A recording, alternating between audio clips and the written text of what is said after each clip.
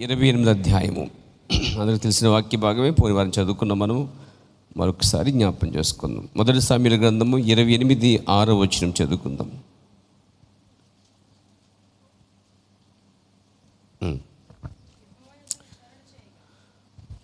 మొదటి సమూయేలు గ్రంథము 28వ అధ్యాయము 6వ వచనం చదువుతున్నాం. చదవండమ్మా.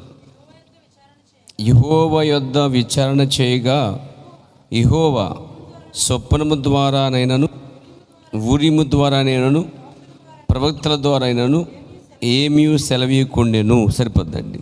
ప్రార్థన చేసుకుందాం. సర్వశక్తి గల మా ప్రియ పరమ తండ్రి, ఈ సమయంలో చదవబడిన వాక్య భాగం దీవించండి, మాతో మాట్లాడండి. అలుపుడు నీ దాసుడిని బలపరచండి. నాయన, నీవు యెహోవా యొద్ద విచారణ చేసినప్పుడు నీ యొద్ద విచారణ చేయగలిగితే నువ్వు ప్రవక్త ద్వారా మాట్లాడుతావు. నీ యొద్ద విచారణ చేస్తే నువ్వు స్వప్నము ద్వారా మాట్లాడుతావు.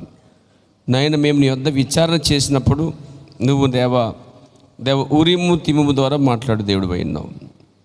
దేవుడు మాట్లాడడానికి 3 మార్గాలు, 3 విషయాలు, 3 విధాలుగా మాట్లాడతాడని చెప్పబడిన మాటల కొరకు స్తోత్రములు. వాటిని మేము ఈ బైబిల్ స్టడీ ధ్యానిస్తుండగా మీరు మాతో ఉండి నడిపించమని అనేక విషయాలు ఈ రాత్రి మా మధ్యలో దిగివచ్చి వాక్యపు రొట్టె విరిచి నాయన మీరు వడ్డించమని తద్వారా ఆత్మలు ఎంతో బలపరచబడిన కృప చూపమని యేసు నామములో అడిగి వేడుకొనిచున్నాం. ఆమేన్. దయచేసి కూర్చోండి మేడం.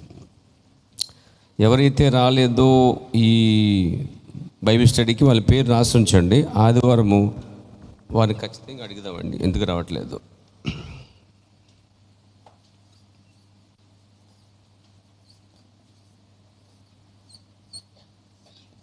దీన్ని DREM డ్రీమ్స్ అంటారు. తెలిసిన విషయం అందరికీ. అది యాక్చువల్గా స్వప్నం అనే పదము పర్యాయ పదం అండి. మనం స్వప్నం అన్న కళ అన్న 2 ఒకటే. యాక్చువల్గా కళ మరియు స్వప్నం 2 ఒకే పదాలు, కానీ కొన్ని చోట్ల కళ అని రాయబడింది బైబిల్లో, కొన్ని చోట్లేమో స్వప్నం రాయబడింది. కాబట్టి 2 విషయాలు కాదు, 2 ఒకటేనండి. ఇది ఇంగ్లీష్లో దానికి డ్రీమ్ అని రాయబడింది. డ్రీమ్స్, కళలు అని. దేవునికి స్తోత్రం కలగాక. మీరు మొదట ఇది చూడండి, వాక్య భాగంలో 28:6లో యెహోవా యొద్ద విచారణ చెయ్యగా, ఈ పదం జ్ఞాపం చేసుకోండి. యెహోవా యొద్ద విచారణ చేయగా. యెహోవా యొద్ద విచారణ అనగా ఎంక్వైరీ చేయటం, విచారించడం. విచారం అంటే తెలుసు కదా, ఇప్పుడు స్టేషన్కి వెళ్తాం, బస్ స్టాండ్కి, అక్కడ విచారణ రాస్తారు, ఎంక్వైరీ అంటారు ఇంగ్లీష్లోనే. Praise the Lord. అలాగే రైల్వే స్టేషన్కి వెళ్ళినప్పుడు అక్కడ ఎంక్వైరీ డిపార్ట్మెంట్ ఉంటుంది, అది విచార కేంద్రం ఉంటుంది అనమాట. బస్ స్టాండ్కి వెళ్ళినప్పుడు ఉంటుంది అనమాట. అలాగే కొన్ని ప్రాంతాల్లో ప్రత్యేకంగా సదస్సు ఏర్పరిచినప్పుడు అక్కడ ఇదిగో విచారణ పలానా దానికి కొంచెం తెలుసుకోవడానికి ఇక్కడ అడగవచ్చు అని విచారణ అని బోర్డు పెడతారు. Praise the lord.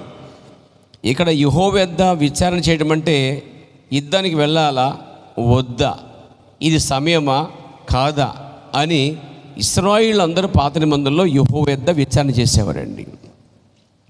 విచారణ అంటే దేవుని దగ్గర కాసేపు గడిపి, వాళ్ళు యెహోవా యొద్ద గడిపి, అయ్యా ఏదైనా సూచన దయచేయి, లేదా ఏదైనా స్వప్నము దయచేయి, లేదా ఊరిముత్తిమ ద్వారా అయినా మాట్లాడు, లేదా ఎవరినైనా ప్రవర్తన పంపైనా వారితో మాట్లాడు.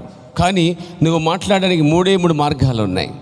1 ప్రవక్త ద్వారాను, 2 స్వప్నము ద్వారాను, 3 ఊరిము తుమ్మిము ద్వారా మాట్లాడటానికి దేవుడు ముందే ఒక చట్టం పెట్టుకున్నాడండి.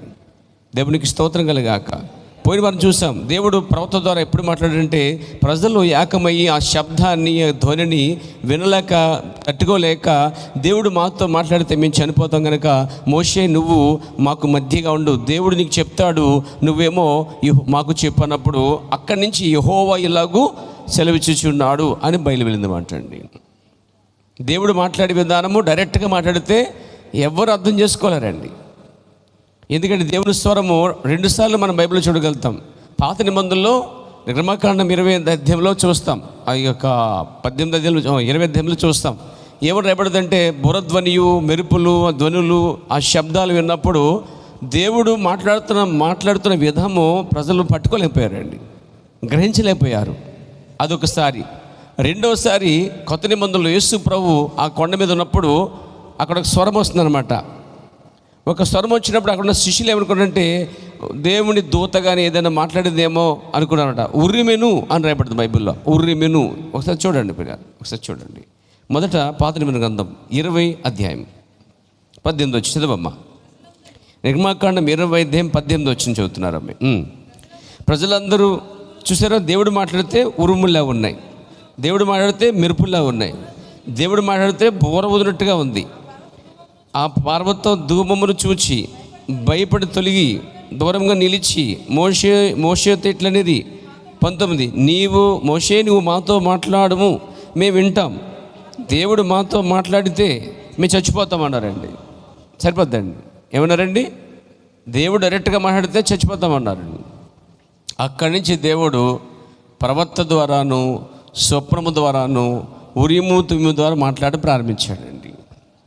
ఒకవేళ ప్రవక్త లేదనుకోండి, దేవుడు కళల ద్వారా మాట్లాడతాడు, స్వప్నం ద్వారా మాట్లాడతాడండి. అయితే కళలు స్వప్నాలు కరెక్ట్గా దేవుడి పట్ల భయభక్తులు కలిగినవారు. ఉదాహరణకి యోసేపుని తీసుకోండి, మీరు కొత్త నిబంధనలు యోసేపుని తీసుకోండి, పాత నిబంధనలు యోసేపుని తీసుకోండి. ఇద్దరు కూడా నీతిమంతులు, దేవుని పట్ల భయభక్తులు గలవారు. అట్లాంటి వారికి కూడా దేవుడు ఇచ్చాడు స్వప్నమందు. ఒకవేళ దేవుడు ఒక సబ్జెక్టు ఇవ్వాలనుకుంటే అన్యుల ద్వారా కూడా దేవుడు కళల ద్వారా మాట్లాడతాడండి. సరే, ఇక్కడ మనం చూసేది ఏంటంటే ప్రవక్త లేకపోతే కళల ద్వారా, కళలు కనేవాడు కూడా లేకపోతే స్వప్నం అనే ఒక వరం అనమాట. స్వప్నం అనేది ఒక కార్యం. అలాగని చెప్పి దేవుడు అందరితో మాట్లాడండి. ఎవరు సమాజంలో ఆ వరం ఎవరికి ఉంటుంది? అంటే కొంతమంది కళలు సాధారణంగా చాలామందికి ఎక్కువ రావు, కొంతమంది ఎక్కువ వస్తాయి. కొన్ని కళలు వస్తాయి కానీ అసలు అవి నెరవేరవు. కొన్ని కళలు వస్తాయి కానీ అసలు వాక్యానికి సంబంధం లేకుండా ఎన్నో కళలు వస్తాయి. ఇంకా చెప్పాడు బైబిల్లో, అధిక కష్టం వలన అధిక కష్టపడినందుకు కూడా అలసిన శరీరంలో కూడా కళతలో స్వప్నాలు కూడా కళలు కూడా వస్తాయండి. కానీ ఇక్కడ మనం వాక్యానుసారంగా ఉన్న కళల కోసం ఆడుకుంటున్నాం. దేవుడు వాక్యం మీరు గమనించండి. మీకు ఒకసారి చూద్దాం. దేవునికి స్తుతి కలుగాక. ప్రసంగి గ్రంథము 5:3 వచ్చి చూడండి. విస్తారమైన పనిపాటుల వలన కళ పుట్టేస్తుందంటండి. ఇది దేవుని వల్ల పుట్టింది కదా కళ. కొన్ని కళలు, కొన్ని స్వప్నములు దేవుని వల్ల కాదు, అలసట వలన వస్తాయి. చాలామంది కళల్లో దేవుడు మాట్లాడుతున్నాడు అంటారన్నమాట. అస్తమాను దేవుడు మాట్లాడండి, నెవర్. యోబు చెప్తున్నాడు బైబిల్లో, దేవుడు ఒక్కమారు మాట్లాడును, 2 మాటలు మాట్లాడును అంటాడండి ఆయన. ఆయనకి పనిపాటు లేక అస్తమాను గోంగూర వండుకో, దాన్ని పచ్చిలో వేసుకో, జీలకర్ర వేసుకో, బాగా వేయచ్చు అని గోంగూర కోసం మాట్లాడేవాడు కదా దేవుడు అండి. అంత టైం ఆయనకి లేదు అసలే. ఆయన కనుక కళ ద్వారా సపన ద్వారా ఇస్తే ఒక సబ్జెక్ట్ ఉంటుందండి, దానికి ఒక సంగతి ఉంటుంది అన్నమాట. అంటే ఒక కళ ఇస్తే దాని వెనక ఏదో ఒక కార్యం దేవుడు తలపెడుతున్నాడని అర్థం అనమాట అండి. కళలు అనేవి అలసిపోయి వస్తాయి, వేరే విషయాలు. అధికమైన పనిపాటల వలన, విస్తారం పనిపాటల వలన స్వప్నం పుట్టును అన్నాడండి. ఇది కాకుండా అసలు స్వప్నమే రాకుండా, దేవుని యొద్ద నుంచి రాకుండా మాకు వచ్చిందని చెప్పేవాళ్ళు కూడా ఉంటారండి. దానికి వాక్యం ఉంది. యెషయా గ్రంథము 8 అధ్యాయము 32 వచ్చి చూద్దాం. పేరు మనం 23:32 అండి. మాయా స్వప్నములను చూసారా, మాయా స్వప్నములను ప్రకటించి వాటిని చెప్పుచు అబద్ధముల చేత మాయా ప్రకంబుల చేతను నా ప్రజలను దారి తొలగించు వారికి. అంటే కొందరు ఎలాంటిగా తయారైపోతారు. ఇందులో సేవకులు ఉన్నారండి, సువార్తికులు ఉన్నారు, తర్వాత అన్ని రకాల పెద్దలు ఉన్నారు, సీనియర్ మోస్ట్లీ విశ్వాసులు ఉన్నారు, ప్రార్థన పరులు కూడా ఉన్నారండి. మాయా స్వప్నములను ప్రకటించి వాటిని చెప్పుదురు.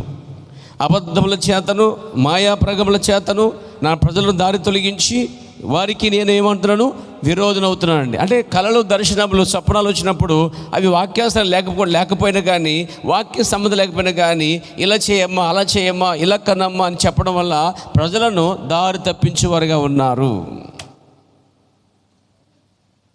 దేవునికి స్తోత్రం కలుగాక. అంటే ప్రవక్త లేకపోతే కళల ద్వారా, స్వప్నం ద్వారా ఏదో సందేశం దేవుడిస్తాడు. ఇద్దరు లేకపోతే ఊరిము తిమ్ము అనేటువంటివి ఉన్నాయి పాత నిబంధనలో. అవి చాలా పెద్ద సబ్జెక్టు, మనం మాట్లాడుకుందాం. అయినా నేను ఒక చిన్న క్లూ ఇస్తాను మీకు. పేర ఆ యొక్క యాజకుని యొక్క రమ్మున 12 రాళ్ళతో కూడినటువంటి ఒక పథకం ఉంటుందన్నమాట. ఆ పతకములోనే ఒక ప్రత్యేకమైనది దాచబడింది. ఊరీము జ్యోతి లేక కాంతి అని చెప్పబడుతుంది. ఊరీం అనేది ఒక జ్యోతి లాంటిది. ప్రధాన యాజకు రొమ్మున, ఆ ప్రధాన యాజకు రొమ్మునట్టండి ఈ యొక్క ఈ న్యాయ పథకం అనే దాని మీద ఈ యొక్క ఊరీము అనేది ఉన్నదంట. పూర్తిగా రాళ్ళు గురించి చెప్పబడ్డాయి. సరే, దానికోసం మనం మరొకసారి తీసుకోబోతున్నాం. జస్ట్ ఒక అవగాహన కోసం మనం రెండో తీసుకుంటున్నాం, స్వప్నం అనే దానికోసం. తీనే డ్రీమ్స్ అంటున్నాం. Praise the Lord. చూడండి, ఇరిమియాతో చెప్తాడు దేవుడు మాయా స్వప్నములు. చాలామంది మాయా స్వప్నములు కలిగి తన ప్రజలను దారి తొలగించు వారుగా ఉంటారు. కాబట్టి అలాంటి వారికి దేవుడే విరోధంగా మారిపోతాడండి. ఒకసారి దేవుని ప్రవక్త యొద్దకి ఒక ఆమె వచ్చిందండి. కళ గురించి కళ కోసం వచ్చిందనమాట. అయ్యా పలానా కళ వచ్చింది, దాని భావం ఏంటని అడుగుతుంది. ప్రతిసారి అడిగింది అనమాట ఆమె. ఆయన ఏమంటే తెలుసా, అయ్యా అమ్మా, దేవుడు నాకు దాని గురించి ఏమీ చెప్పలేదు కనుక నేను చెప్పలేను అన్నాడండి ఆయన. అదే కొంతమంది సేవకులు ఇతరులు ఏం చేస్తారంటే కళ రాగానే వాళ్ళు కళ అల్లేస్తారండి వాళ్ళు. నేను నేర్చుకుంది ఏంటంటే దీంట్లో అసలే దేవుడి వద్ద నుంచి వాక్యాసనం లేకపోతే ప్రవక్త మాత్రం ఏ కళను చెప్పలేదు. దేవుడు ప్రవక్తకి చూపించిన బయలుపరిచిన కళ మాత్రమే అర్థం చెప్పాడండి. అందుకే కళలకి మనం అర్థం చెప్పకూడదు. దీని అర్థం అది, దీని అర్థం అది. ఎవరన్నా కళ చెప్తే నీ సొంతంగా నువ్వు జ్ఞానాన్ని జోడించకూడదు. ఒకవేళ ఆ కళ నువ్వు చెప్పిన దానికి వ్యతిరేకంగా ఉన్నట్లయితే ఆ మనిషి తప్పిపోతాడు. తప్పిపోతాడు. కాబట్టి నీ వల్ల తప్పిపోయినందుకు, నువ్వు చెప్పిన కళకు అర్థం చెప్పినందుకు, అది విశ్వాసులైనా, సేవకులైనా, వేరే ప్రవక్తలైనా, వేరే మనుషులైనా, ఏ సుమత్తుకులైనా ఎవరికైనా వర్తిస్తుందండి. అలా కనుక చేస్తే ఆ మనిషి తొలగిపోయినందుకు దేవుడు నీకు విరోధిగా మారిపోతాడని వాక్యం ఉంది. 8 గ్రంథం మనం చదువుకున్నాం. 8లో ఉంది, చూశారు కదా. 23 అధ్యాయంలో చూసాం. దేవునికి స్తోత్రం కలిగాక. ఆమేన్ ఆమేన్. 32 చూసాం. మాయా స్వప్నముల ప్రకటించి వాటిని చెప్పుదురు, అబద్ధముల చేతను మాయా ప్రగబల చేతను నా ప్రజలను దారి తొలగించు. అంటే ఇక్కడ దారి తొలగించడానికి దేవుడిచ్చిన దైతే అది వేరే విషయం. దేవుడు ఇవ్వంది అయితే చాలామంది అంటుంటారు, అయ్యగారి కళ వచ్చిందండి, పాస్టర్ కళ వచ్చిందండి, లేకపోతే సహోదరి కళ వచ్చిందండి. కొంతమంది విశ్వాసాలు పంచుకుంటారు, నాకు ఎలా కళ వచ్చింది, మా ఇంట్లో దొడ్లు వెనకాల పచ్చగడ్డి బాగా ఉంటుండగా మంచిగా ఎదుగుతుండగా ఈలోపు ఆవు వచ్చి మేసింది. ఆవు మేపితే ఏమేస్తుంది? అవే మేస్తుంది ఏమండి. కానీ బైబిల్లో కళలు దేవుడు ఇచ్చాడు అంటే ఖచ్చితంగా ఒక సబ్జెక్ట్ ఉంటుంది. దేవునికి స్తోత్రం కలిగాక. మీకు తెలుసా, పాత నియమంలో యోసేపు ఉన్నాడు. యోసేపుకి చాలాసార్లు స్వప్నమందు కానీ కళలు కానీ దేవుడు ఇచ్చేవాడండి. ఆ కళలో స్వప్నాలు యోసేపు చెప్పేవాడు. మళ్ళా కరువు రాకముందే దేవుడు రాబోతున్న కరువు గురించి ముందే చెప్పగలిగాడండి. అతని కళలో మహాపంటలు, మరి మిగతా పనులన్నీ కూడా సాష్టాంగం పడటం, ఆయన పని మాత్రమే, యోసేపు పని మాత్రం నిలబడటం, మరి అవన్నీ సాష్టాంగపడటం అనేది ముందుగా కళ వచ్చింది. ఆ కళను పంచుకున్నాడు. నిజంగానే దేవుడు ఆ కళ వెనుకున్నాడండి. నిజంగా కొన్ని రోజుల తర్వాత ఆ కళ చెప్పిన తర్వాత సహోదరులు మర్చిపోయారు, కానీ ఆ అన్నలు మర్చిపోయారు, కానీ యోసేపు అయితే మర్చిపోలేదండి. కొన్ని రోజుల తర్వాత యోసేపు ఐగుప్తుగా పంపబడ్డాడు. కరువు దినాలు వచ్చినప్పుడు, ఆ ధాన్యం కోసం వచ్చినప్పుడు ఆ యోసేపు సింహాసనం కూర్చుండగా వీళ్ళందరూ సాష్టాంగంగా పడ్డారండి. మొత్తం కళ నెరవేర్చబడిందండి.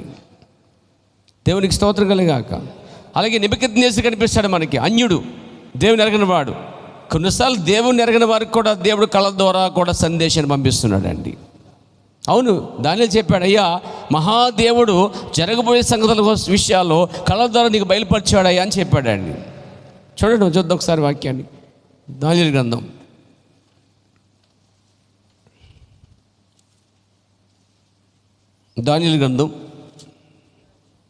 2వ అధ్యాయము చూడండి. ఇక్కడ 2వ అధ్యాయము అంతా మనం చూస్తే 2వ అధ్యాయం అంతా కూడా కనిపిస్తుంది మనకి. 2వ అధ్యాయంలో మొదలు పెడితే ఇదంతా చూస్తుంటే అక్కడ ఒక శిరస్సు కనిపించింది, మేలి బంగారము, తర్వాత రొమ్మున భుజములు వెండి విత్తడి ఉదరమున ఇత్తడి కనిపించాయి, తర్వాత మోకాల్లో ఇనుపయు మట్టి కనిపించాయి. అది 32లో కనిపిస్తుంది. ఆ తర్వాత 39లో దాని భావం చెప్తున్నాడు. యాక్చువల్గా అతనికి కళ వచ్చింది లేక స్వప్నం వచ్చింది. అతనికి ఎవరు చెప్పబోతే కఠినమైన ఆజ్ఞ తీసుకున్నాడు. అక్కడ కళ వచ్చినప్పుడు, లేకపోతే అతనికి ఆ కళ లేకపోతే ఆ కార్యాలు వచ్చినప్పుడు ఆ కళల విషయంలో కలత పడ్డాడబట్ట. శకుని గారిని పిలిపించాడు, గాడిద గారిని పిలిపించాడు, మాంత్రికులు పిలిపించాడు, కల్దీల దేశంలో ఉన్నటువంటి ఆ యొక్క మొత్తం జ్ఞానులందరినీ పిలిపించాడండి. పిలిపించి అంటాడు, నాకు కళ వచ్చింది అంటాడనమాట. వాళ్ళంటారు, కళ చెప్పండి అయ్యి అంటారు. కళ నాకు గుర్తొస్తే మీరు ఎందుకు అసలే, మీరు నాకు వచ్చిన కళ మీరే చెప్పాలి, దాని భావం కూడా మీరే చెప్పాలన్నాడు. ఇదేంట్రా బాబు, కళ చెప్తే పోనీ అలా చెట్టు వచ్చింది ఇలా కాయ ఇచ్చిందని చెప్పగలుగుతాం, ఇక్కడ కాయ చెట్టు లేదు ఏమీ లేదు, డైరెక్ట్గా కళ కూడా మమ్మల్ని చెప్పమంటున్నాడు అన్నాడు. అసలు ఎవడు చెప్తాడు, అసలే ఎవరైనా చెప్పగలరా అని ఇచ్చిన స్టేట్మెంట్ ఎవరు తెలుసా అండి? ఆ దేశమందు ఉన్నటువంటి గారడి విద్య గలవారును, ఏమండి మాంత్రికులను, కల్దీ పట్ల ఉండే వారు అందరూ కూడా టోటల్గా వచ్చి ఇది ఎవరూ చెప్పలేడయ్యా అని ఒప్పేసుకున్నారండి వాళ్ళు. ఆ మాట మీరు గమనిస్తే 2వ అధ్యాయంలో చూస్తాం 6వ వచనంలో, కళను దాని భావమును తెలియజే ఇస్సిని ఎడల దానములను బహుమానములను మహాఘనతయు నా సమ్ముఖంలో నుందురుగాక. కళను దాని భావమును తెలియజేయడనగా వారు రాజు ఆ కళను తమరి దాసులైన మాకు చెప్పిన ఎడల మేము దాన్ని, రాజు ఏమంటున్నాడు, ఈ కళ వచ్చింది, దీని భావం చెబితే వాడికి ఎంతో ఘనత ఇస్తా, అన్నీ ఇస్తా సమృద్ధిగా. కాబట్టి కళ వచ్చింది, కానీ విషయం ఏంటంటే నేను మర్చిపోయాను. ఏంటంటే రాజు మర్చిపోయాడండి. కాబట్టి ఆ కళ మీరే చెప్పాలి, అంతేకాదు భావం కూడా చెప్పాలి అని ఒక షరతు పెట్టాడండి. అప్పుడు ఎవరన్నారు, అయ్యా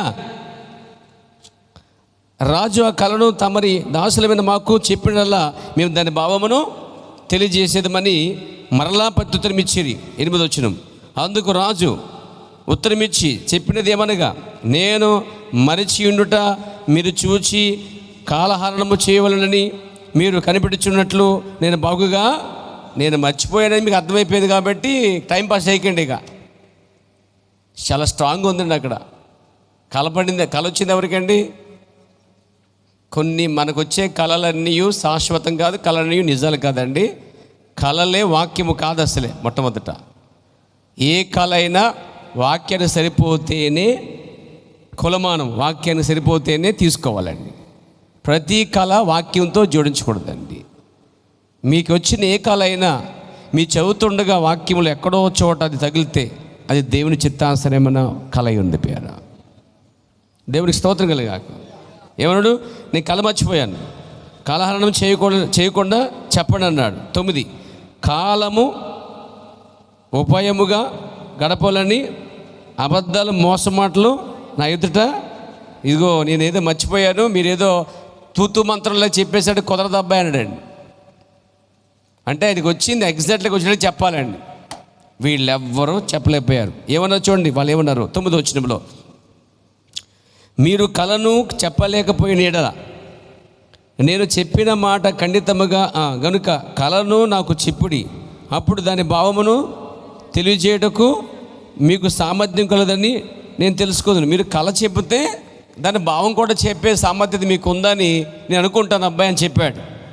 10వ వచనం, అందుకు కల్దీయులు ఇలాగు ప్రత్యుత్తరమిచ్చిరి, భూమి మీద ఏ మనుషుడును రాజు అడిగిన సంగతి ఒప్పేసుకున్నారండి వాళ్ళు. అసలు భూమి మీద ఏ మనుషుడు చెప్పలేడు కళలకి.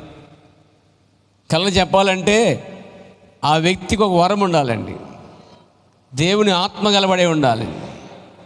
దేవుని ఆత్మ లేకుండా మనకు జ్ఞానముతో జోడించి ఎవరైనా కళ చెప్తే చెప్పడానికి మాత్రం ప్రయత్నించొద్దు అంటే తెచ్చేసిపోయారు. నేను ప్రయత్నించను, నువ్వు ప్రయత్నించొద్దు. కానీ ఆ సమయం వచ్చినప్పుడు వాక్యాసరంగా ఉన్నదనుకోండి, ఖచ్చితంగా జరిగిద్ది. దేవునికి స్తోత్రం కలిగాక. 11వ వచనం, రాజు విచారించి సంగతి బహు అసాధారణమైన నది దేవదూతలు గాక మరెవరును ఈ సంగతి చెప్పజాలను. దేవదూతల నివాసములు శరీరం మధ్య ఉండవు కదా.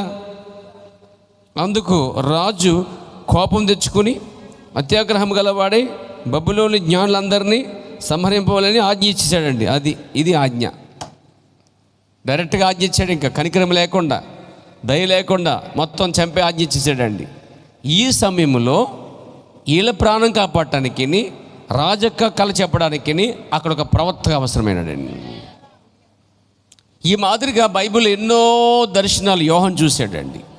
ఏమంటారు మీరు? బైబిల్లో ఒక చిన్న యోహాను చూశాడు, ప్రియుడైన యోహాను చూశాడు. ఎన్నో దర్శనాలు, ఎన్నో కళలు, ఎన్నో స్వప్నాలు ఉన్నాయండి. అంత సింబలిక్గా ఉంది బైబిల్ అంతా కూడా ఎలా ఉందంటే ఒక సూచనలతో ఉంది, కళలతో, దర్శనాలతో, ప్రకటన అంతా రాయబడి ఉంది. మరి దానికి ఎవడు చెప్తాడు అర్థాలు? అక్కడ ఒక దానియేలు ఉన్నాడు కాబట్టి అక్కడ చెప్పగలిగాడు ప్రియారా. మరి మన కాలానికి ఆ దర్శనాలు చెప్పేవాడు ఎవరో ఒకడు కావాలి కదా. దానియేలు అంటే ఒక ప్రవక్త మనకి అవసరం ప్రియారా. అందుకే దేవుడు ఒక ప్రవక్తని పంపడానికి గల కారణమై ఉందండి.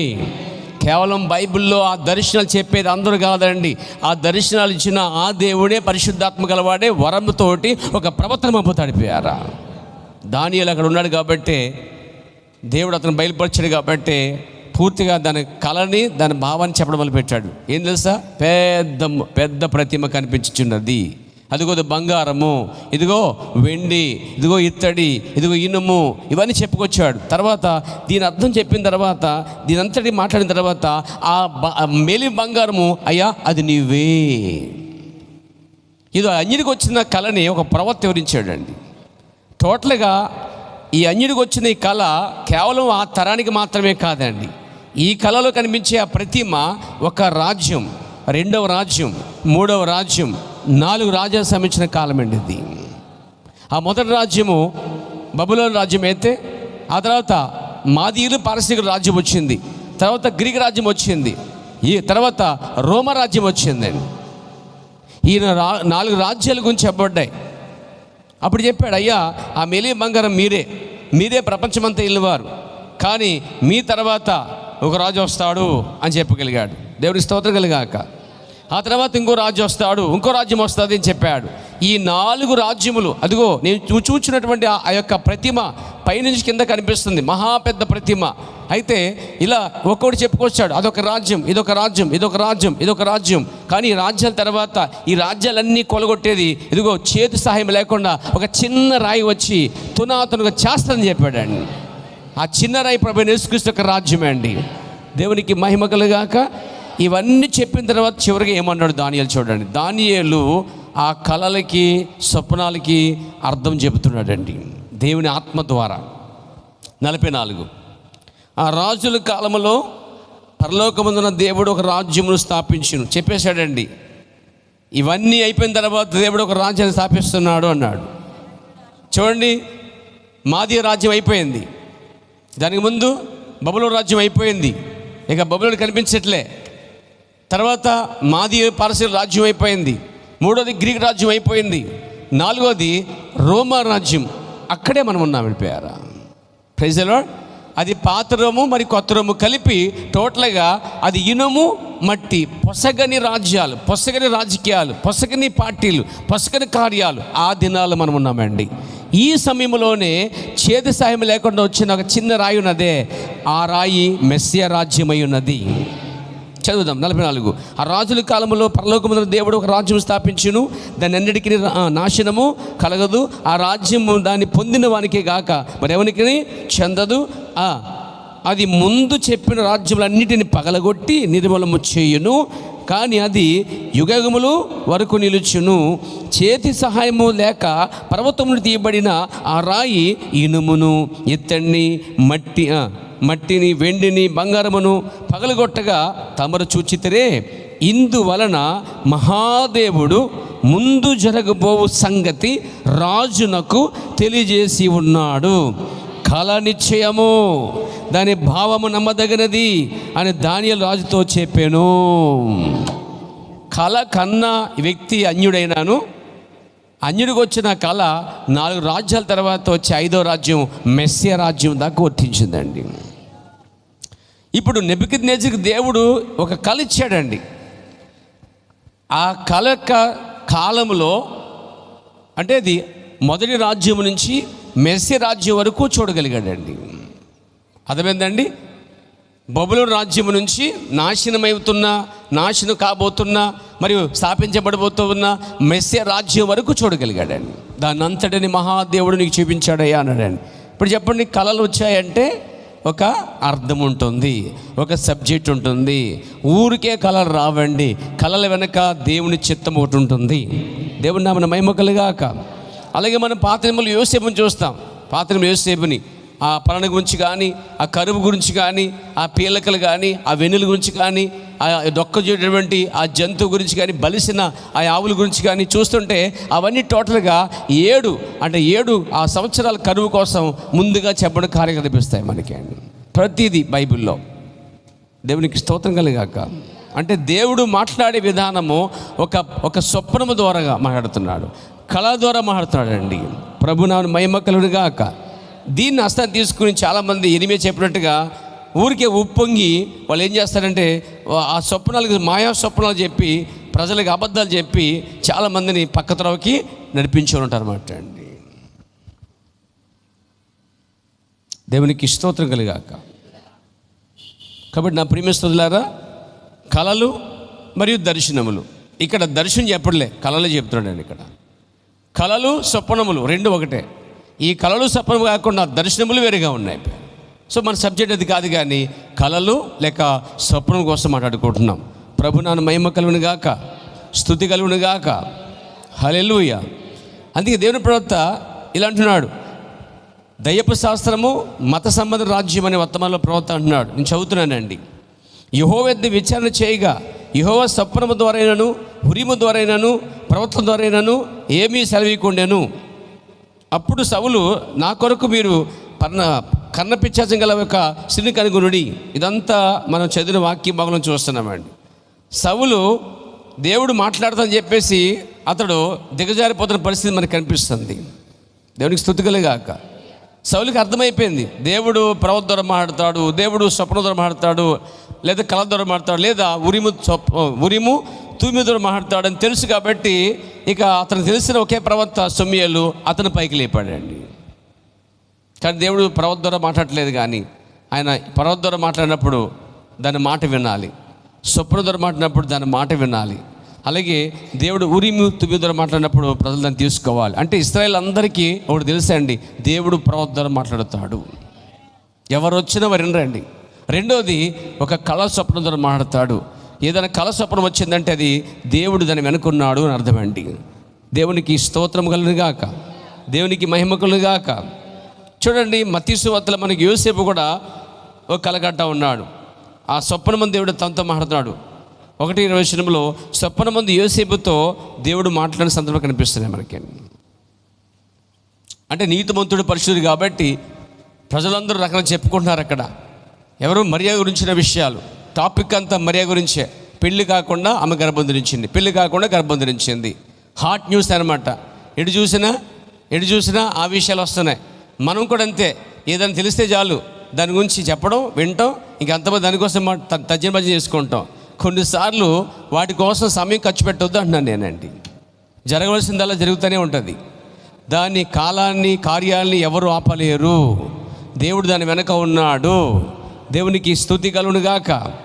కాబట్టి ఈ టాపిక్ జరుగుతుంది, ఆమె గురించి రకరకాలు జరుగుతున్నాయి. ఈ వార్తలన్నీ తనకి వింటున్నాడు. ఏం చేయాలి అర్థం కావట్లేదు తనకి. ఎందుకంటే అతడు దేవుడు అంటే భయభక్తి గలవాడు.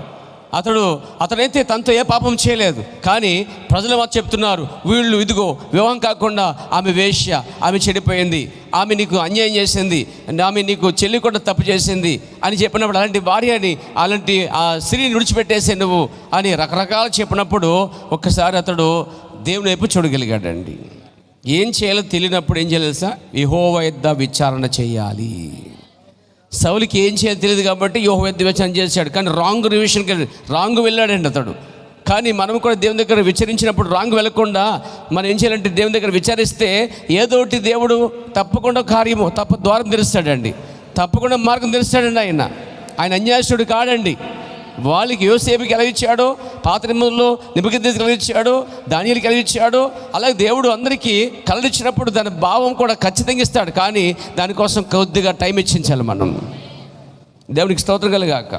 కాబట్టి దేవుని దగ్గర విచారించాలి, యెహోవా వద్ద విచారణ చేయాలి. కళలు వచ్చినప్పుడు కలవరపడొద్దండి, కళలు వచ్చినప్పుడు కంగారు పడొద్దండి, కళలు వచ్చినప్పుడు భయపడకండి. ఎందుకంటే అది యెహోవా వద్ద విచారణ చేయండి. దేవునికి స్తోత్రం కలుగాక. కాబట్టి యోసేపు యెహోవా యొద్ద విచారణ చేస్తున్నాడు. అప్పుడు బైబిల్ చెప్తుంది, స్వప్నమందు దేవుడు ఆయనతో మాట్లాడినట్టు చూస్తున్నామండి. దేవుడు ఒక దూత ద్వారా యోసేపుతో మాట్లాడుతున్నాడు. ఎంత స్పష్టంగా మాట్లాడంటే ఆయన, ఇదిగో ఆమె చేర్చుకోవడానికి నువ్వు భయపడకు, ఆమె గర్భం ధరించింది ఒక మనుషుని కాదు, గర్భం ధరించింది ఒక వ్యక్తితో కాదు, పరిశుద్ధాత్మ ద్వారా జరిగింది. ఇది దేవుడే కమ్ముకున్నాడు. ఈ కార్యాన్ని గుర్తించాలి. ఒక వ్యక్తి పుట్టబోతున్నాడు, అతను యేసుని పేరు పెడతారు. కాబట్టి ఇదిగో ఆ కార్యం ఏంటంటే ఆ యేసు తన పాపాలు మోసుకుపోతాడు అని చెప్పాడు. అంటే ఒక స్వప్నం ద్వారా దేవుడు ఒక సందేశాన్ని ఇచ్చాడు అతనికి అండి. ఏ సమయం అండి ఇది? కలవరం. బహుశా నేను, మీరు, మనందరం కలవరం ఉండొచ్చు, కంగారు ఉండొచ్చు. ఆ కలవర సమయాల్లో, ఆ కంగారు సమయంలో మనం చేయవలసింది ఏంటంటే యెహోవా యొద్ద విచారణ చేయటం, దేవుని దగ్గర కూర్చునటం, దేవుని దగ్గర ప్రార్థించటం. కంగారు పడవద్దు. మనం ఏంటంటే ఈ కళ వస్తే వీళ్ళకి చెప్పడం, వీళ్ళకి వాళ్ళు షేర్ చేయటం, వాళ్ళకి చెప్పడం వల్ల వారి యొద్ద రాదా సమాధానం, దేవుని యొద్దే సమాధానం దొరికిద్ది.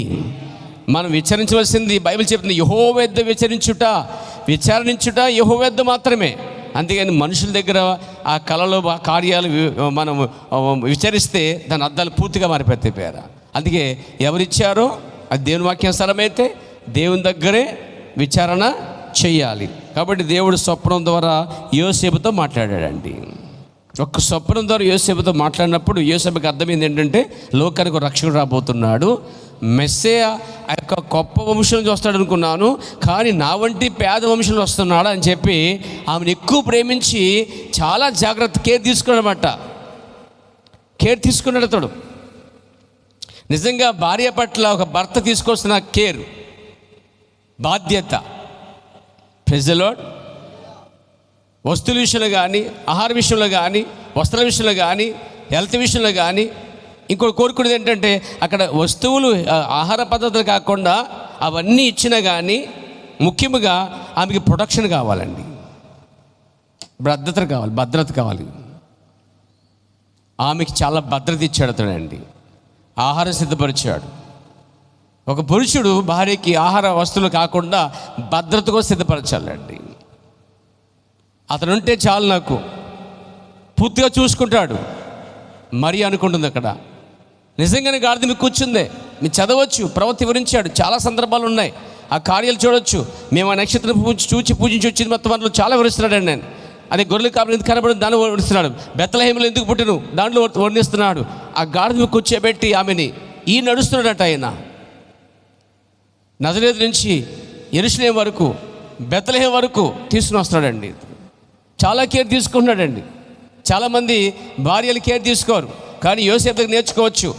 యోసేపుకి దేవుడి ద్వారా ఒక బయలుపాటు వచ్చింది కాబట్టి, స్వప్నం ద్వారా క్లారిటీ వచ్చింది కాబట్టి పూర్తి సెక్యూరిటీ ఆమెకి ఇస్తున్నాడండి. ఇతరులకి ఎవరికి అర్థం కాని ఒక సబ్జెక్ట్ ఏంటి తెలుసా? ఇక్కడ మరియాకి యోసేపు తప్ప మిగతా ఎవరికి అర్థం కాని సబ్జెక్ట్ అండి ఇది. మిగతా నిందించి బాధించి అనుకున్నా కానీ అండర్స్టాండ్ మాత్రము యోసేపుకి అర్థమైంది, మరియకి అర్థమైంది.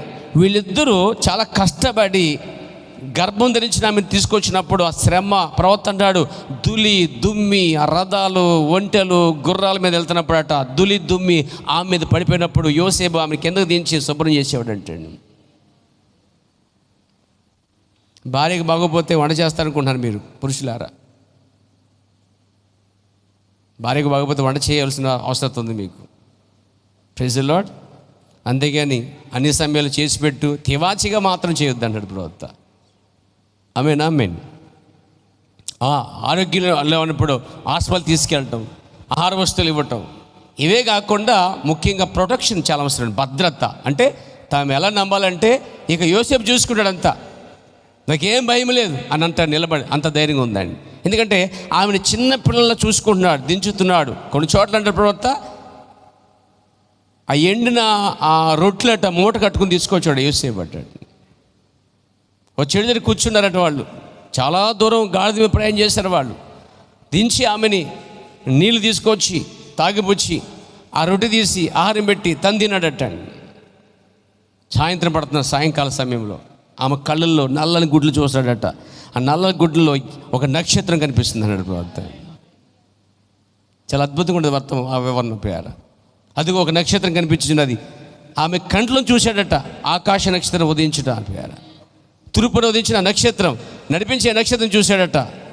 ఆ విధంగా ఒక బయలుపడుతో, స్వప్నముతో, సబ్జెక్టుతో వారిద్దరూ మంచి అవగాహనతో క్రీస్తు యేసుని లోకానికి తీసుకురావడానికి నాన్న తిప్పలపడ్డారంట. వాళ్ళు నిందలు, అవమానాలు, కష్టాలు, శోధనలు పొందారండి వాళ్ళు.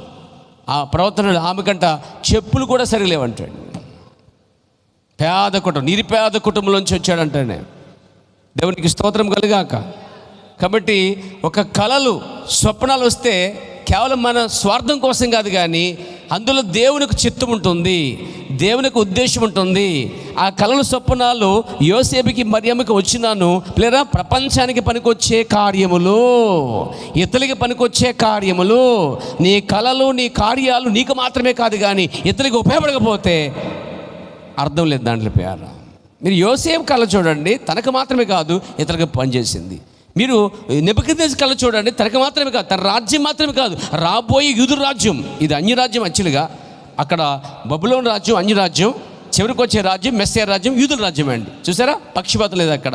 అంటే కలలు, స్వప్నాలు స్వార్థంగా కేవలం నెబుకద్నెజరుకి మాత్రమే కాదు, తన రాజ్యం కోసం మాత్రమే కాదు, కానీ యూదులు ఇతరుల కోసం కూడా అది ఉపయోగపడిందండి. యోసేపు చూడు, యోసేపు పాత్ర, యోసేపు కొత్త యోసేపు చూడండి. ఈ కళ ఎక్కడ చూసినా సరే వారికి మాత్రమే కాదు ఇతరులకి పనికొచ్చేవి.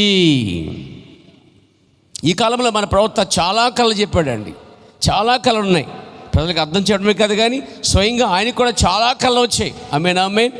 నిజంగా ఆ కళలన్నీ చూసినప్పుడు వాటి భావాన్ని సంఘానికి తెలియజేస్తాడు. చాలా సందర్భాల్లో ఆ కళలు వధువు కోసం వచ్చే ఎక్కువ.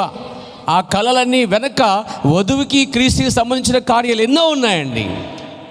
కాబట్టి మన కళలు, స్వప్నాలు మనకు మాత్రమే కాదు, మన కుటుంబానికి మాత్రమే కాదు, మన రాజ్యానికి, మన సంఘానికి మాత్రమే కాదు, అది ఇతరులకు కూడా పనికొచ్చేదైతే అది దేవుని చిత్తమై ఉంటుంది ప్యారా. దేవుని నామమునకు మహిమ కలుగాక. తర్వాత మనం చూద్దాం ఆదికాండం. Praise the lord.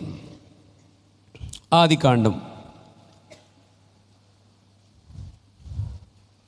30వ అధ్యాయము.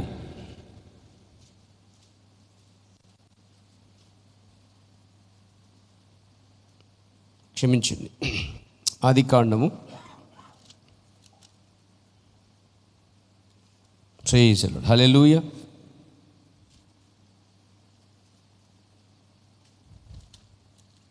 ఆదికాండము 28వ అధ్యాయంలో చూస్తున్నాం మనం. 28వ అధ్యాయంలో చూడండి 10వ వచనం.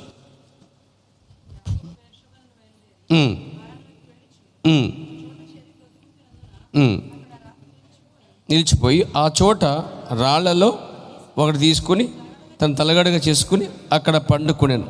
అప్పుడు అతడు ఒక కల కన్నాడు. చూసారా, ఇతని పేరు యాకోబు. ఇతడు కల కన్నాడండి. ఆ కళ దేవుడే ఇచ్చాడండి.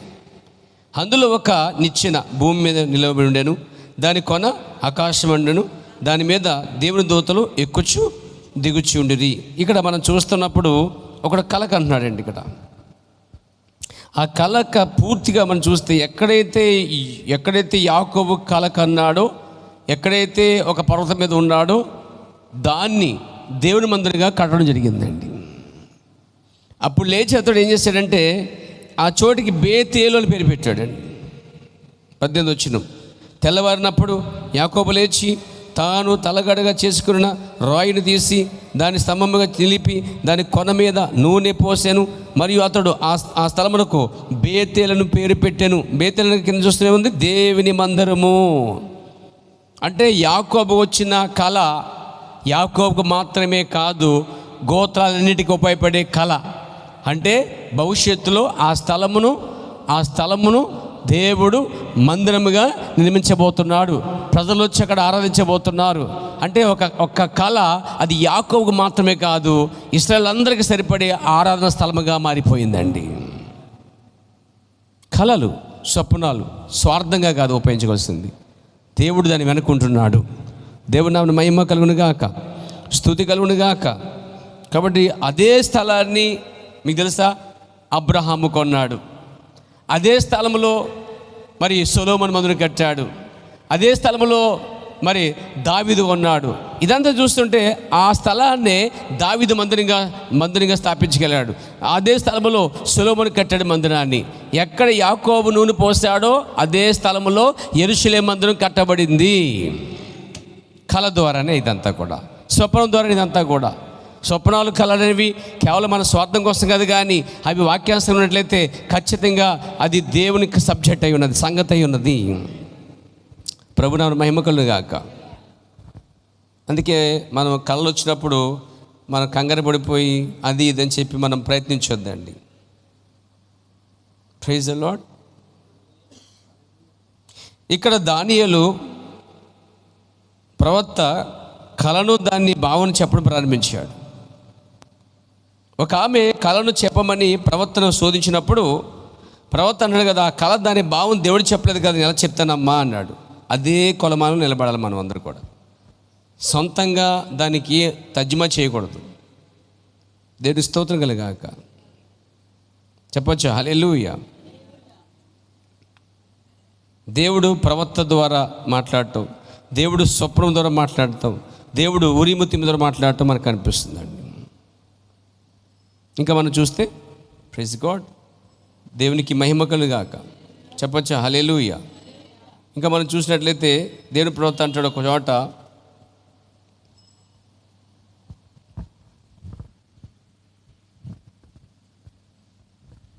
చూడండి, అంతటి గమనించండి. దేవుని యొద్ద నుండి విషయములను తెలుసుకొనుటకు, దేవుని యొద్ద నుంచి విషయాలు తెలుసుకోవాలంటే వారికి 3 మార్గాలు ఉన్నాయి. మొదటిది ప్రవక్త, రెండోది స్వప్నము, మూడోది ఊరిము తిమ్ము. వారికి వేరే మార్గంలో జవాబు దొరకదు. కాబట్టి నా ప్రియమైన సోదరులారా, దేవుడు అక్కడ ఒక కళ ద్వారానే ప్రజలకి బయలుపరుస్తూ ఉంటాడండి. ఇంకొక వాక్యం కూడా మీకు తెలియజెప్పనుకున్నా. నిర్గమకాండము ఆఖరిగా మనం చూద్దాం.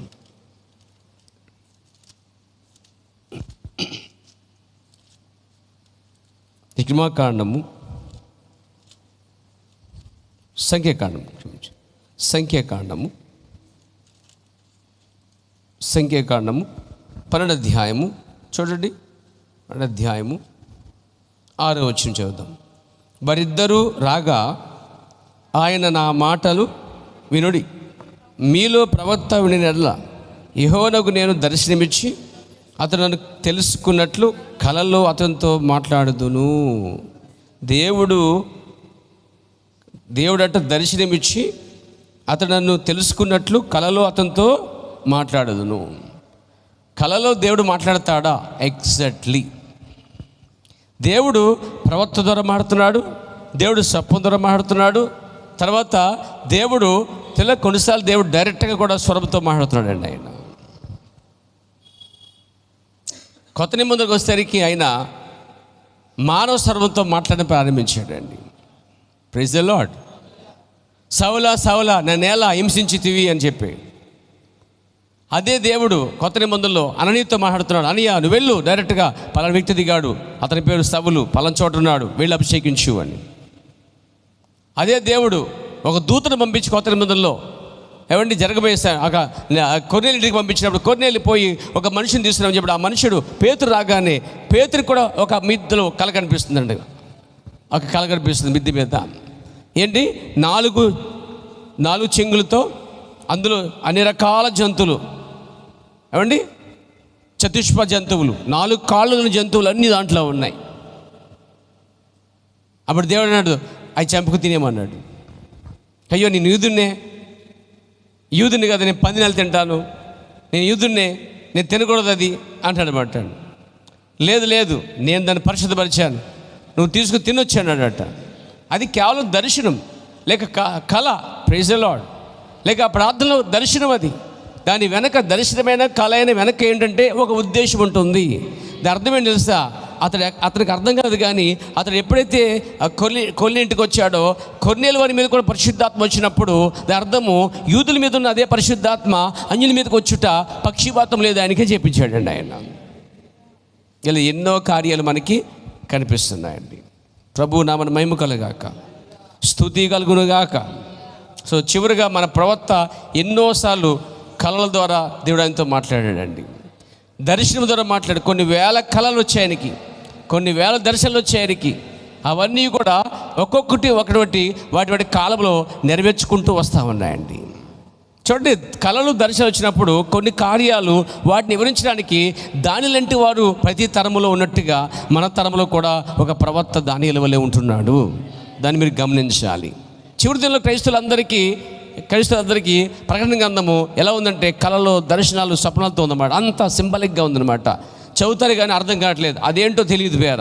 అయితే దాన్ని అంతటిని చదివి దాని భావం చెప్పగలవాడు దానియేలు ఆ రోజు ఎలాగున్నాడో ఈరోజు కూడా కొత్త నిబంధనలో ఆ దర్శనాలన్నీ కూడా, ఆ కళలన్నీ కూడా, ఆ కార్యాలన్నీ కూడా, విజన్స్ అన్నీ కూడా చెప్పగలవాడు ఒకడు మన ధర్మంలో ఉండటం గొప్ప కార్యమండి. దేవునికి మహిమ కలుగాక. ఒక రోజున నేను సేవకు రానప్పుడు ఒక కళ వచ్చిందనమాట. అలా 4-5 కళలు ఉన్నాయి ఇంచుమించుగా నాకు జీవితంలో. ఏంటంటే ఒక పొలం కనిపిస్తుంది నాకు కళలో. ఆ పొలములో చాలా బురదలు ఉన్నాయి, రాళ్ళు రెప్పలు ఉన్నాయి. ఒక స్వరం చెప్తుంది ఆ పొలం బాగు చేయమని. ఆ పొలం అంతా బాగు చేశాను. పక్కన నారు తీసి నాటాను. అదంతా అయిన తర్వాత నిమిషంలోనే అదంతా కూడా కళ్ళలోనే నాటడం, అంటే బాగు చేయటం, నాటడం, పండటం అంత ఇంటిమిజిగా అయిపోయింది. ఆ పండిన తర్వాత దాన్ని తీసుకొచ్చి పొట్టిని కాయని వేరు చేయను. ఇప్పుడు నేనేం చేయను, నువ్వు ఇది చేయి చెప్పినప్పుడు ఆ కళలో ఆ పొట్టిని కాయని వేరు చేసి ఒక రాశిని సిద్ధపరిచి అక్కడ కూర్చున్నాను. ఈలోపు ఒక ఆయన వచ్చి ఎవరి కోసం ఎదురు చూస్తున్నావు అంటే, ఇది ఎవరైతే ఇచ్చారో ఆ యజమానికి దీన్ని ఇచ్చేసి నేను ఆ ఇంటికి పోతాను అని చెప్తున్నమాట. నేనండి అది నా సేవ రాకముందే అండి. సంఘం లేనప్పుడు, ఒంటరిగా ఉన్నప్పుడు అది చూడగలిగింది. అది మన మధ్యలో నెరవేర్చబడిందండి. అదే కళలో 75% ఉన్నది, 20% పూర్తిగా మాడిపోయిందండి. నా పరిచర్యలో 20 సంవత్సరాల పరిచర్యలో ఈ 20% ఏమిటో ఎలా పాడైందో అది ముందే చెప్పబడిందండి పేర. కానీ 70% చూసారా, అది చివరిలో వచ్చే మిగిలిన గింజలై ఉన్నాయి పేరండి. ప్రభు నామమున మహిమ కలుగాక.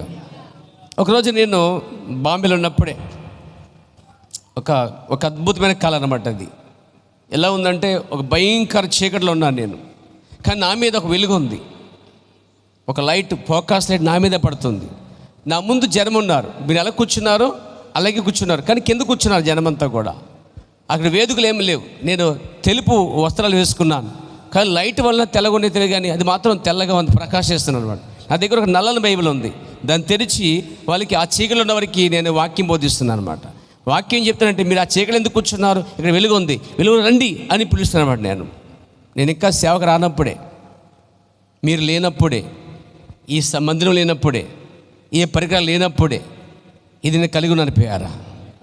దాన్ని ఒక రోజున నేను వాక్యం చెబుతున్నాను అనమాట. అక్కడ ఏదైతే చూశానో అక్షరాల ఆ వాక్యం చదువుకున్న సమయానికి కరెక్ట్గా ఆ ప్లేస్ వచ్చిందండి. కాసేపు ఆగిపోయి నేను ఆ కళ వాక్యాసనం ఉండటం చాలా సంతోషించానండి. దాన్ని మీకు కూడా జ్ఞాపకం చేస్తున్నాను. అపోస్తలుల కార్య గ్రంథం, ప్రభు నాన్న మహిమ కలుగును గాక. అపోస్తలుల కార్య గ్రంథము 26వ అధ్యాయం అండి. 26:18 వచ్చినామండి. నీవు నన్ను చూచి ఉన్న సంగతి గురించి, నేను నీకు కనబడబో సంగతి గురించి నిన్ను పరిచరుగాను సాక్షిగాను నియమించుటకే కనబడి ఉన్నాను. నీవు లేచి నీ పాదములు మోపి నిలువుము. నేను ఈ ప్రజల వలన అన్యజనుల వలన హాని కలగకుండా నిన్ను కాపాడుదును. వారు చీకటిలో నుండి వెలుగులోనికి, సాతాను అధికారము నుండి దేవుని వైపునకు తిరిగి నా యందు విశ్వాసము చేత పాప క్షమాపణ పరిశుద్ధపరచబడిన వారిలో స్వాస్థ్యమును పొందినట్లు వారి కళ్ళు తెరచుటకే నేను వారి యొద్దకు పంపుచున్నానని చెప్పాను. ఇదే ఇక్కడ వారి చీకటిలో నుండి వెలుగులోనికి సాతాను అధికారం నుండి దేవుని వైపుకు తిరుగుట అనే పదము దేవుడు అక్కడ చూపించాడండి. ఆ కళ వచ్చిన తర్వాత ఈ వాక్యం కనిపించింది. తర్వాత నేను కొన్ని రోజుల తర్వాత చదువుకున్నాను. యథావిధిగా బైబిల్ విద్యార్థులు చదువుకున్నప్పుడు ఇక్కడికి వచ్చినప్పుడు ఆగిపోయిన కొద్దిసేపు నేను, అంటే మన కళలు లేక కార్యాలు. ఇప్పుడు నేను చెప్పిన బైబిల్ ప్రకారంగా, ప్రవర్తకు వచ్చిన ప్రకారంగా నా అనుభవం జోడించి మీకు చెప్తున్నాను పేర. నా యొక్క ఎక్స్పీరియన్స్, నాకున్న అనుభవాలు, నాకున్నటువంటి ఆ దేవునికి ఆ కళల కార్యాల గురించి నేను చెప్తున్నాను పేర. దేవునికి స్తుతి కలుగాక. ఆ తర్వాత ఒక రోజున నేను బహుగా ప్రార్థన చేసుకుంటూ అలసిపోయి మోకాల మీద ఉండిపోయాను. నేను బాంబేలో సమయంలో చాలా అలసిపోయాను. చాలా టైం రన్ చేశాను. పగలంతా పని చేసి రాత్రి వచ్చి భోజనం చేసి పడుకునే 11 అవుతుంది. 11 గంటలు లేచి 11 పడుకుని మళ్ళీ మధ్యాహ్నం మిడ్ నైట్ 2-3 గంటలు లేచి ప్రార్థన చేసుకుంటూ అలా ప్రార్థన ఉండిపోతుంటే ఆ 3 గంటల తర్వాత ప్రార్థన ఉండగా ఏమేమి తెలుసండి, ఒక అద్భుతమైనటువంటి దేవుని స్వరం వినగలిగానమాట. అంటే ప్రార్థనలో ఉన్నాను, ప్రార్థన కలుముస్తున్నాను, నాకు ఒక దర్శనం కనిపిస్తుంది అన్నమాట. దాంట్లో ఎలా ఉందంటే రియల్గా 2 గంపల నిండా పళ్ళు కనిపిస్తున్నాయండి. 2 గంపలు అలా కనిపిస్తున్నాయి. ఒక గంపలో టమాటాలు పోలి ఉన్న ఎర్రని దుంపల్లాగా ఉన్నాయంట, ఎర్రని కాయలు అనమాట. ఒక దాంట్లో జబ్బు ఉన్నాయి, ఒక దాంట్లో ఆరోగ్యంగా ఉన్న బలంగా తినటకు ఆహారముగా మంచిగా ఉన్నాయన్నమాట. కొన్నేమో తినడానికి ఆహారంగా లేవు, అవి కుళ్ళిపోయేటట్టు కనిపిస్తున్నాయి, జబ్బుగా కనిపిస్తున్నాయి. ఆ రెండింటి మధ్య ఒక స్వరాన్ని విన్నాను నేను. రా బలహీన వాటిని బలపరచము, రా బలహీనమైన వాటిని బలపరచము అనే స్వరం విన్నానండి. నేను ఇంకా సేవకు రానప్పుడు చెప్తున్న కార్యాలండి. నేను ఇంకా అక్కడి నుంచి సేవకు అలా ఉంచండి. ఇవన్నీ జరిగిన తర్వాత ఇటు రాలేదు. నేను కోయిట్కి వెళ్ళిపోయాను. కోయిట్లో 2 సంవత్సరాలు ఉన్నాను అక్కడ. నేను ఇవన్నీ వచ్చినా అయినా రాలేదు సేవకు నేను. ఇది బైబిల్లో ఎక్కడుందని వెతకడం ప్రారంభించాను. ఇర్మీయా గ్రంథం 24వ అధ్యాయంలో ఉందండి. అంటే కలలు, స్వప్నములు, కార్యాలు, పిలుపులు అన్నీ వాక్యానుసారంగా సరిపోతే దాని వెనక దేవుడు ఉన్నాడు. చూడండి 24వ అధ్యాయం అండి. 24వ అధ్యాయంలో మొదటి వచనం నుండి చదువుదాం. దాంట్లో మధ్య విషయాలు అవన్నీ వస్తాయి. చదవమ్మా.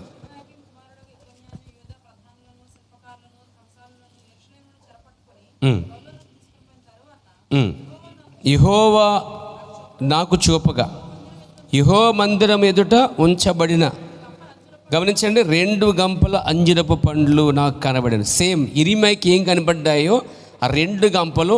అయితే ఇక్కడ అంజరపు పళ్ళు ఉన్నాయి, కానీ నాకు అంజరపు కళ్ళు కాదు, టమాటాలు పోలి ఉన్నవి. అది ఆనాటి నుంచి ఈనాటి వరకు మర్చిపోలేదు నేను పేరు. అది దేవునికి స్తోత్రం కలిగాక. 2 గంపల్లోంచి ఒకటి అంజరపు పండ్లు నాకు కనబడుచున్నాయి. ఒక గంపలో ముందుగా పరిపక్వమైన అంజరపు పండ్లు వంటివి మిక్కిలి మంచి అంజరపు పండ్లు ఉండెను. 2వ గంపలో మిక్కిలి జబ్బువైన అంజరపు పండ్లు ఉండెను. చూసారండి, ఇక్కడ ఒకటి మిక్కిలి జబ్బువి, మిక్కిలి మంచివి కనిపించాయి. నిజంగా దేవుడు కోరుకోకుండా ఇచ్చిన కళ చెప్తాను పేరు అవన్నీ కూడా. అందుకే దేవుడి పరిచయం వెనక ఉన్నాడు అంటున్నాను పేరు. అందుకే దేవుడు స్వస్థపరుస్తున్నాడు. మానవులు దీని మీద పడి తొనాతులు చేసినప్పటికీ చేతకాని ఈ సేవ పరిచర్యలో ఓడిపోయినప్పుడు దేవుడు దాని అంతటి వెనక్కుండి కట్టుకుంటూ వస్తున్నాడు. ధాన్యరాశుడు చూశాడు దేవుడు, అది ఆయన తీసుకుపోయేదాకా దాని జోలికి ఎవరు రాలేడు, వచ్చిన నిలవలేరు. దేవుడికి స్తోత్రం కలిగాక. కాబట్టి కళలు, స్వప్నములు, కార్యాలు, అలసట వలన వచ్చే కార్యాలు. కొంతమంది అంటారు ప్రభువా ఈ రాత్రి కళలో నాకు ప్రత్యక్షం కావా, దేవా ఈ రోజు నాతో మాట్లాడవా, లేకపోతే కళలో ఏదోటి ఇవ్వ ప్రభువా. మనం అసలే కళల విషయంలో దేవుడిని అసలు అడగకూడదండి. నాకు కలిగి ప్రభువా అనసలే. ఏదైనా సందర్భం వచ్చిందనుకోండి, ప్రార్థన చేసుకుని ప్రభువా ఈ విషయం నాకు అర్థం కావట్లేదు, ఏం చేయాలి అర్థం కావట్లేదు, ఏదో దారి చూపించి ప్రభువా అన్నప్పుడు దానికి ఏదో మార్గం చూపిస్తాడు ఆయన. కానీ వేళ్ళ పడదలు కలిగి ఏదైనా కళ వస్తే అది వాక్యాన్సరం లేకపోతే దాని వాక్యాలకు సంబంధం లేకుండా దాన్ని ప్రార్థనలో పెట్టి ప్రభు ఇది బయలుపరచు అంటే దేవుడు దాన్ని బయలుపరచడండి. ఏదైనా వాక్యానుసారం అయితేనే అది బయలుపరచబడుద్ది. ఇంకో విషయం, కొన్నిసార్లు మన కళ్ళలు దేవుడిస్తే మనం మర్చిపోయినా దేవుడు మాత్రం మర్చిపోయాడండి. దేవుడు వాటి వెనక్కుండి తన పని తాను చేసుకుని పోతాడు. కాబట్టి దేవుడు కళల ద్వారా కూడా మాట్లాడుతున్నాడు, స్వప్నం ద్వారా మాట్లాడుతున్నాడు. మరి వ్యక్తిగత జీవితం కట్టబడుద్ది, 2వది కుటుంబాలు కట్టబడతాయి, 3 సంఘాలు కట్టబడతాయి, 4వది దేవుడు తన ప్రజల కొరకు సందేశాన్ని కూడా ఇస్తాడండి. కాబట్టి ఊరికేనే కళలు రావండి, కళల వెనక దేవునికి ఉద్దేశం ఉంటుంది. దేవుడిని దీవించి ఆస్వాదించును గాక. అందులో లేచి నిలబడదాం ప్రియ సమీపంలో. ప్రార్థన చేసుకుందామండి. అందరూ ఒకసారి చేతుల పైకెత్తి మౌనంగా ఉండకుండా సూతిద్దామా? దేవుడు ప్రవక్త ద్వారా మాట్లాడేవాడే, మరి స్వప్నము లేక కళ ద్వారా కూడా దేవుడు మాట్లాడేవాడే. కానీ దేవుడు ఆ కళలు స్వప్నలు వచ్చినప్పుడు దాని వెనక దేవుడు ఉంటాడని, ఒక సబ్జెక్ట్ ఉంటుందని మనం తెలుసుకున్నాం. కనుక దేవుడు నీ జీవితంలో ఏం చేయనుకుంటున్నాడు దాన్ని చేయనివ్వండి. ఇది కావాలి అది కావాలని అడగొద్దు అసలే మనం దేవుణ్ణి. కళ దయచే ప్రభా, కళలో మాకు కనబడే ప్రభా నక్కలే. ఎందుకంటే మనం దాని వెనక ఏదో ఉద్దేశం కలిగి ఉంటాడు దేవుడు. యోసే అడగకూడనే దేవుడు కలిచ్చాడు, నెబుకద్నెజరు అడగకుండా దేవుడు కలిచ్చాడు, దేవుడు దానియేలుకి అడగకుండా దేవుడు ఇచ్చాడు. ఇవన్నీ కూడా దేవుడు ఇచ్చాడంటే దాని వెనక ఏదో ఉంటుంది. కాబట్టి దాని కొరకు, దాని చిత్తం కొరకు ఏమైనా ప్రార్థన చేస్తూ ముందుకు వెళ్దామా?